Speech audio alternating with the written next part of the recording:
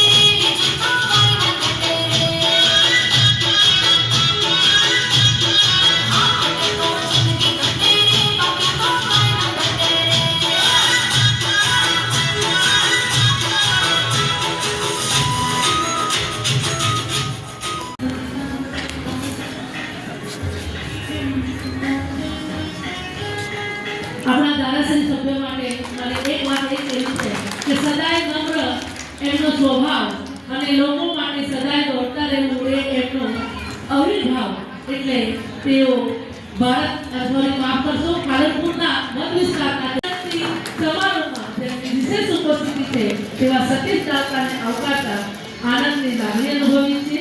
સમગ્ર ભારત વિકાસ પરિષદ પરિવાર તેમનું સ્વાગત કરે છે.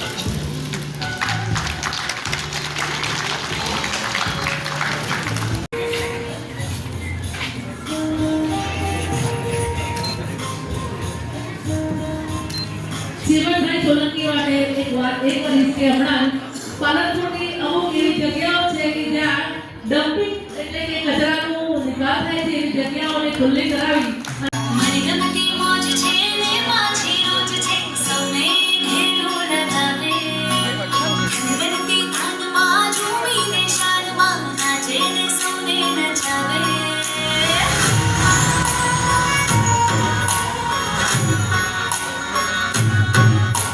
મને ગમતી મોજ છે ને પાછી રોજ છે સૌને ઘેરું લગાવે બનતી તાનમાં ઝૂમીને શાનમાં નાચે ને સૌને નચાવે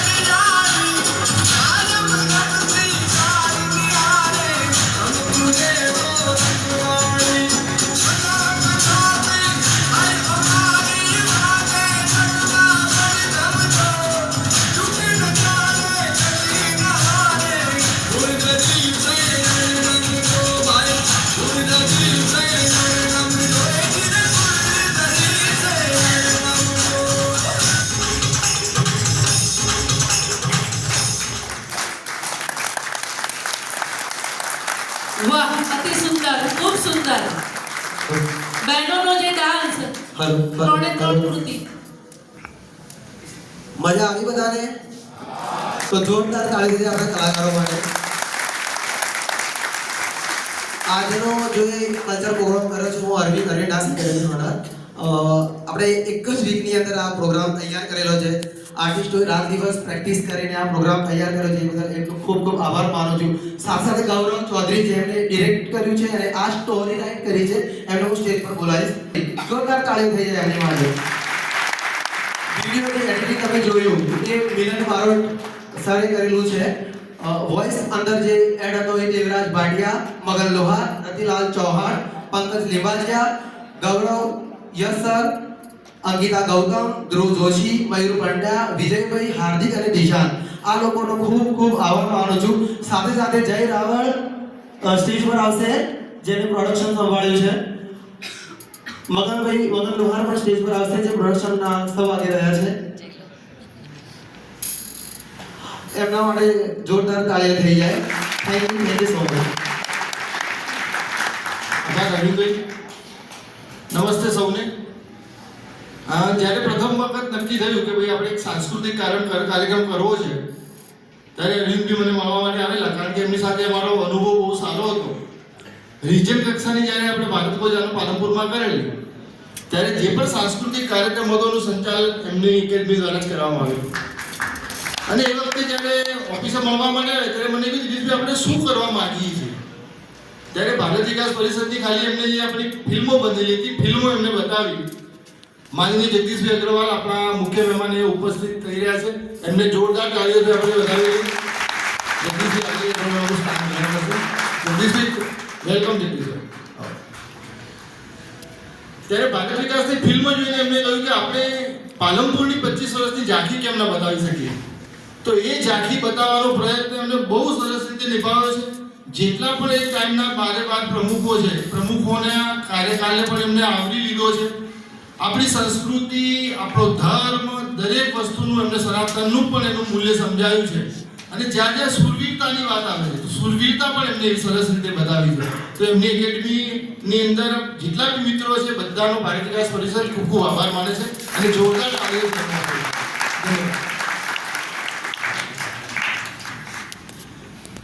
અગ્રવાલ ઇન્ફ્રાકોમ પ્રાઇવેટ લિમિટેડ અમદાવાદ સમગ્ર ભારતમાં 4 ક્ષેત્રમાં સફળતાપૂર્વક કાર્યરત છે. દાયકાઓથી ઇન્ફ્રાસ્ટ્રક્ચરમાં એક વાઇબ્રન્ટ કંપની છે. તેઓ શ્રી કંપનીના મોટામાં મોટું જો કોઈ નાનું કારણ છે તો એ છે ભારતની કુટુંબ વ્યવસ્થા. કોઈ પણ સભ્યતાનું અસ્તિત્વ ભૌતિક હોય, આધ્યાત્મિક હોય, આંતરિક હોય, સાહિત્યિક હોય, વૈજ્ઞાનિક હોય, એ કયા સબ્જેક્ટ ઉપર વિકસિત થઈ છે એ એટલો બધો રોલ નથી કરતો. એ ટકી છે કયા વિષય ઉપર એ બહુ મહત્વનો રોલ કરે છે. આટલું સટીક ગણિત જાણનારા લોકો, આટલી બધી જીઓમેટ્રી જાણનારા લોકો ગાયબ થઈ ગયા. આપણે હજુ પણ ઉભા છીએ. ભલે ભારતમાં કોઈ એવું પિરામિડ નથી.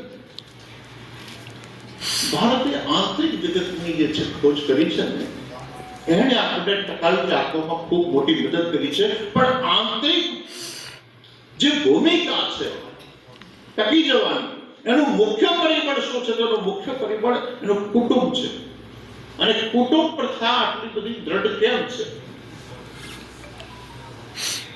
ચોક્કસ કારણ કહીશ કે હજુ પણ નૃવશાસ્ત્રીઓ, મનોવૈજ્ઞાનિકો આ બધા એક શોધ કરી રહ્યા છે કે ખરેખર ટોટલી લાઈફ જેને કહી શકાય એની કોઈ પ્રિન્ટ દુનિયામાં જીવંત છે ખરી, અસ્તિત્વમાં છે ખરી? કમ્પ્લીટ જેને તમે થિયોરી કહી શકો જીવવાની, એવી કોઈ થિયોરી છે ખરી? તો હું એમ કહીશ કે હા, એ જ ભારતની કુટુંબ પ્રથા છે.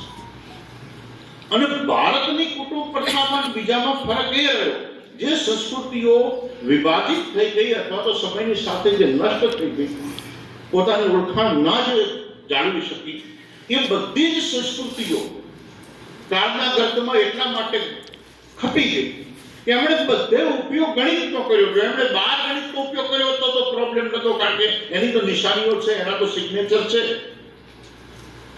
પણ એમણે જીવનમાં પણ બધો ઉપયોગ ગણિતનો કર્યો.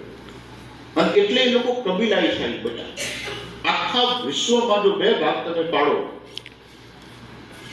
તો તમે એમ કહી શકશો કે દહન ક્રિયા અને દફન ક્રિયા. જેટલા લોકો દફન ક્રિયા સાથે જોડાયેલા છે એ લોકો કબીલાઈ બન્યા.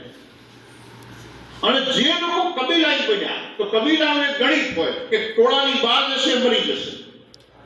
એટલે ભય માટે, ભૂખ માટે, ભવિષ્ય માટે પણ તમારે ટોળામાં મજબૂરીમાં રહેવું પડે. તમે ટોળું ના છોડી શકો. તમે અંદર અનુકૂળતા હોય તો ભલે, ના હોય તો ભલે, તમને સ્વતંત્રતા હોય તો ભલે, તમને સ્વતંત્રતા ના હોય તો ભલે. અને બધોય વિકાસ હોવા છતાં ટોળાની ભૂમિકા એ હંમેશા પ્રાકૃતિક હોય. હરણાઓનું ટોળું છે અને હરણના ટોળામાં કોઈ સંગઠન નથી. ભેગા દોડે છે, ભયના કારણે ભેગા દોડે છે કે જે છૂટું પડે મરે. ટોળાશાહીનો જે સમાજ રચના થઈ, કબીલાઈ જેને કહેવાય, કબીલાઈ પ્રિન્ટ જે બની, એ લોકો આક્રાંતા તો બની શક્યા, એ લોકો આક્રમણકારીઓ તો બની શક્યા, એ લોકો ભૌતિક સર્જન કરનારા તો બની શક્યા, એ લોકો જંગલી નિયમોને સ્થાપિત કરનારા તો બની શક્યા, તાકાતનું વરવું પ્રદર્શન કરનારા તો બની શક્યા, પણ પોતાની જાતને ઘણો સમય સુધી બચાવી ના શકે. ભારતે એનાથી વિપરીત એક થિયોરીને છે ને એક લાગુ કરી કે જેમાં ગણિત, એમણે કીધું ગણિત છે ને વાણિજ્ય પૂરતું સીમિત છે. વધી આઈ 1 ને વધી આઈ 2 છે ને એ તમારા રોજી રોટી માટે પૂરતું છે. ઘરમાં તમે જે દાડો વદ્દીનો સરવાળો કરવા માંડો, વદ્દીઓ ગણવા માંડો, ઘરમાં જે દાડો -0.3 તમે ઉપયોગ કરવા માંડો, ઘરમાં તમે પોતાનો પર્સનલ ગુણાકાર કરવા માંડો અને ઘરમાં તમારા હિતોની તમે બાદબાકી જાતે કરવા માંડો, સમજી લેવાનું કે પછી ઘર નથી રહેતું, એ મકાન બની જાય છે જેમાં 4 દિવાલો છે, ફર્નિચર છે અને થોડા રહેનારા લોકો છે.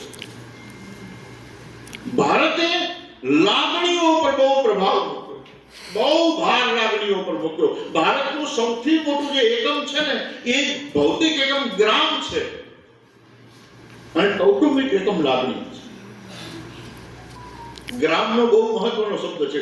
આમે તમને કહું, જોખવામાં તમે જે વજન કરો છો એનું પણ નાનો એકમ ગ્રામ છે. અને જીવન જીવવા માટે ભારતે જે વિકસિત કરી થિયોરી એનાનું નાનો એકમ પણ ગ્રામ છે, જેને આપણે ગામડું કહીએ છીએ. અને લાગણીઓ એવડી મોટી મજબૂત લાગણીઓ કે જીવનની થિયોરી જે છે, તો જીવનની થિયોરી પહેલો પ્રશ્ન એ છે કે ભેગા શા માટે રહો છો? આ પહેલો પ્રશ્ન. ભારતે હજારો વર્ષ પહેલા સમજ્યો, પશ્ચિમ આજે સમજી શક્યો. પશ્ચિમ મહાન છે, મારા નથી. એમની જે બૌદ્ધિક જે પ્રગતિ છે એના આપણે દાસ છીએ નક્કી છે, પણ જીવન થિયોરી પર આપણા દાસ છે એ પણ એટલું નક્કી છે.